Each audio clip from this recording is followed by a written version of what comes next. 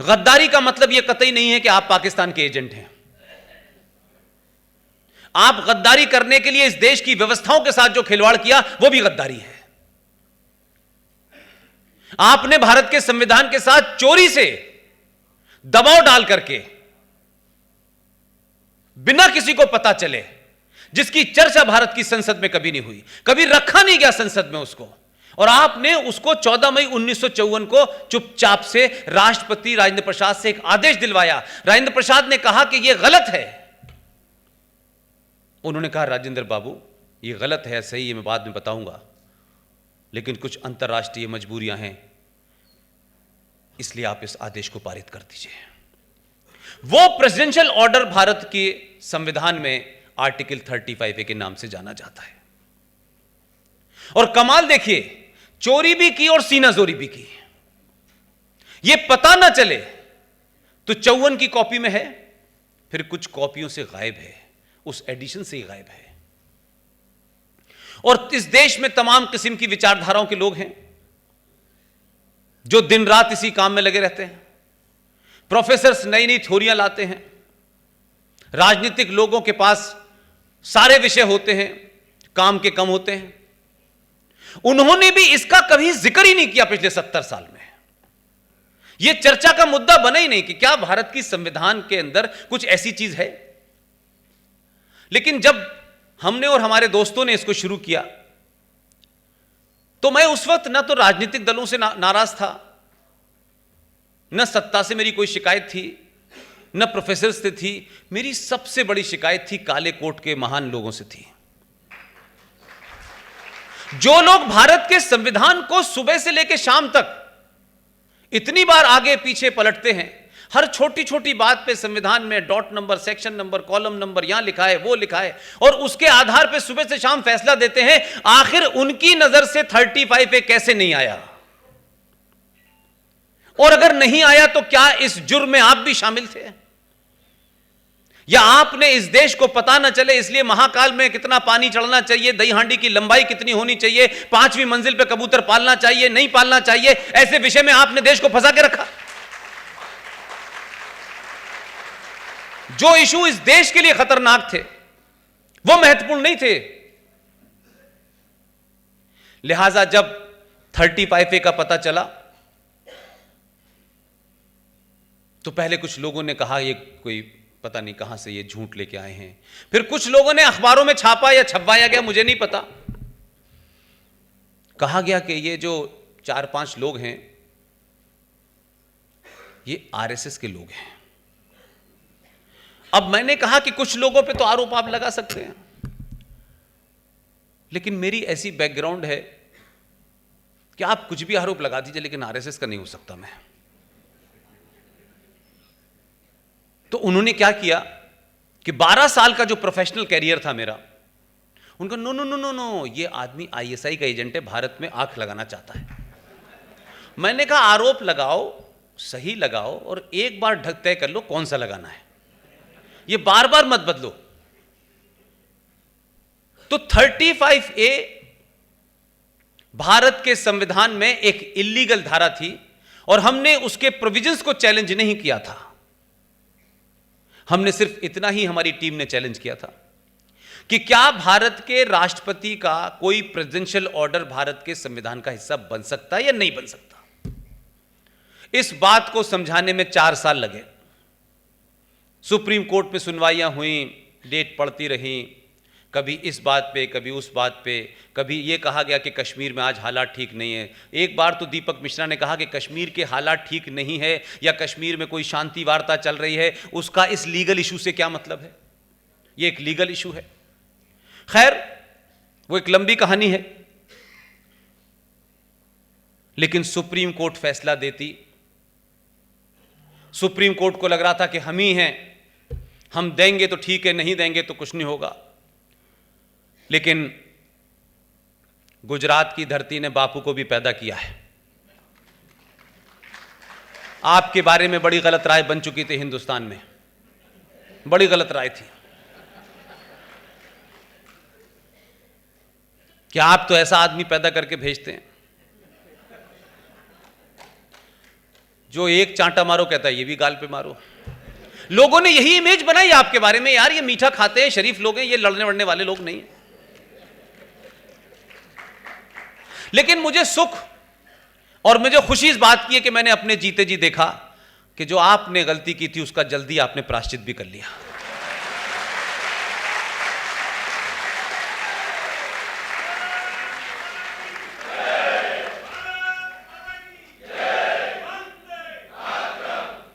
लोगों को लगा कि 2014 में नहीं ऐसा नहीं है, गलत छवि बन गई इसकी, ऐसा कतई नहीं है।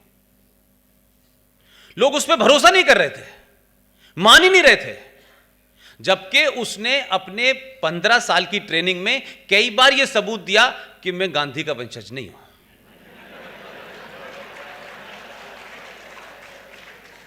उसने बहुत कोशिश करी कि ये जो संविधान है, ये धारा है, ये ऐसे पास होगी, ये संविधान में यहां लिखा है, और कोर्ट में जो लोग साल 1.5 साल पहले सुप्रीम कोर्ट के 4 महान जज, उसमें से एक वर्तमान इस समय चीफ जस्टिस ऑफ इंडिया है, अल्लाह उनको सलामत रखे, वो न्याय मांगने के लिए पब्लिक के सामने आए थे कि हमें न्याय नहीं मिल रहा है। तो देश ने उस पर प्रतिक्रिया की। हमारी भी समझ में नहीं आया कि सुप्रीम कोर्ट किससे न्याय मांग रही है, पत्रकारों से, जो पहले से बेरोजगार हैं, इनके पास तो पहले से न्याय नहीं है। लेकिन मैं ये कह रहा हूं कि समाज के बदलाव का असर क्या होता है कि जिससे वो न्याय मांग रहे थे उसने 2019 में उनकी सुन ली। उन्होंने कहा कि आप इस मसले में न पड़ें, खामख़ा अपने दिमाग पे जोर डाल लें बुढ़ापे में, मैं इसका हल संसद में निकाल देता हूं। अब ये महज इत्तफाक है। अब मैं कह सकता हूं कि भाई हो सकता है कोई दैवीय शक्ति काम कर रही हो, क्योंकि हम सब ये मानते हैं, खासतौर से मैं, पूरे ग्रुप में जो 10-12 लोग हैं उसमें से मैं सबसे बड़ा नॉन बिलीवर हूं, कि मैंने अपने जीते जी बहुत सारा, जब बचपन में तमाम चीजें देखी जाती हैं, तब मेरी जिंदगी में मस्जिद था, कुरान थी, नमाज थी, अजान थी, कलमा था, शरिया था, हदीस था, इसके अलावा मेरी जिंदगी नहीं थी कुछ। मैंने भी मंदिर नहीं देखा था। अब लोग कह रहे हैं कि तुमने जितने मंदिर देखे हैं यार, तुम तो रिकॉर्ड बना रहे हो। तो मैंने कहा पिछले 25 साल की कसर निकाल रहा हूं मैं। तो आप ये सोचें कि हम सब ने सिर्फ यही कोशिश की कि किसी भी तरीके से कोई पॉलिटिकल ग्रुप से एफिलिएट नहीं करना है। सत्ता का अपनी ताकत होती है, सत्ता के अपने आकर्षण होते हैं, और कहा कि किसी भी कहीं हम ऐसी जगह भी नजर नहीं आए कि हम सत्ता के शीर्ष के लोगों से हाथ मिलाते हुए तस्वीर डाल रहे हैं फेसबुक पे। क्योंकि अगर ये लड़ाई लड़नी है आपको, तो आपको बाहर से रह करके ज्यादा ताकतवर तरीके से लड़ सकते हैं। और जब ये लड़ाई लड़ी तो उसके परिणाम आपके सामने हैं। अब आपका जो कहना है कि 35 पे जाने और 370 के हटने के बाद से क्या हुआ है या क्या है, हमारी पूरी टीम ये मानती है कि ये आखिरी लड़ाई है जो 370 और 35 पे के खत्म होने के बाद हुई है। और ये बहुत गंभीर है, बहुत चुनौतीपूर्ण है, बहुत चैलेंजिंग है। इसको आप इस खुशी में मत निकाल दीजिएगा, इस गफलत में मत पड़ जाइएगा कि प्रधानमंत्री आपका है, गृह मंत्री आपका है, अब तो हट गई है, अब हम सो रहे हैं दोबारा से। कम से कम 500 साल तक इसी विचारधारा के लोगों को सत्ता पे बिठाएंगे, तब बात बनेगी।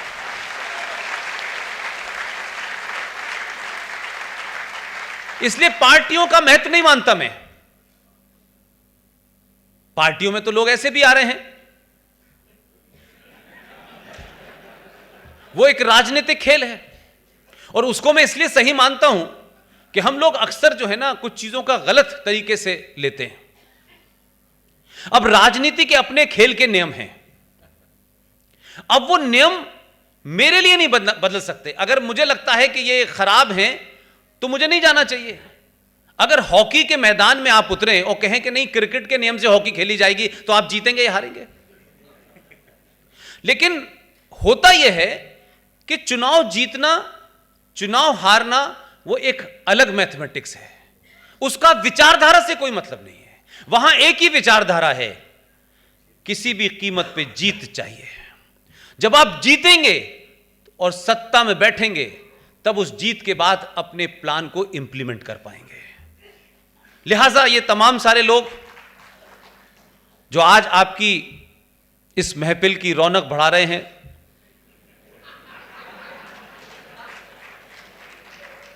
जब ये लोग और इनके नेता आदर्शवाद की पराकाष्ठा पे थे, अद्भुत पराकाष्ठा थी,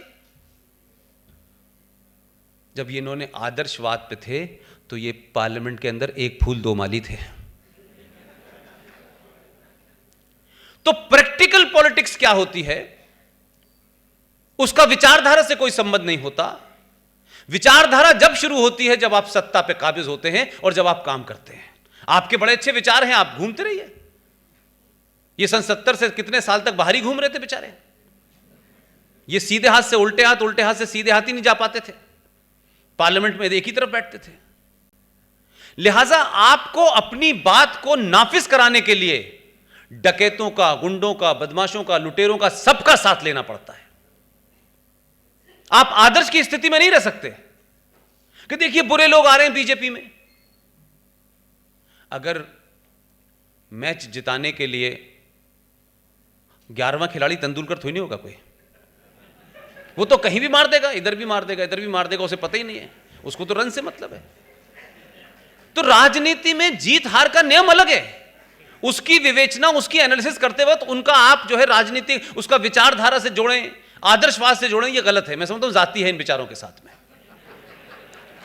इन्हें पूरी छूट दें कि अगर राष्ट्र के लिए इनको झूठ बोलना है,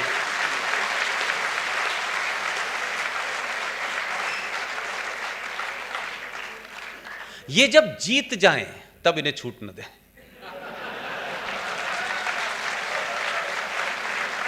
तब नहीं छूट देंगे। सिर्फ वहां तक के लिए छूट है कि मैच जीतना था।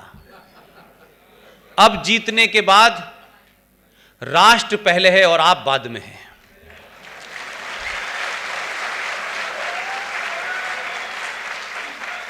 तो हमारा समाज किसी से भी आदर्श स्थिति की बात क्यों करता है भाई? क्योंकि यह समाज आदर्श नहीं है, यह परिस्थितियां आदर्श नहीं है। आप 5000 साल पुरानी सभ्यता, उन परंपराओं,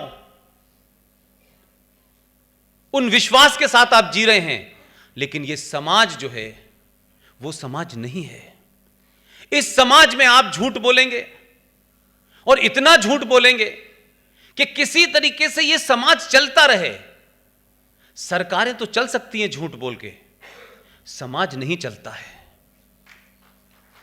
समाज अगर झूठ पे खड़ा हो जाएगा तो राष्ट्र टूट जाएगा। लिहाजा हमारी 70 साल में ये जो स्थिति बनी है कि जो 1947 के हालात थे वो 2019 में हमारे सामने खड़े हुए हैं। सिर्फ इतना ही फर्क है, अगर आप एक लाइन में जानना चाहते हैं। जितनी चुनौतियां उस तथाकथित आजादी के बाद भारत के सामने हुई और उस 70 साल में हमने बहुत दिल जीता, बहुत विश्वास जीता। गांधी जी ने हिंदू धर्म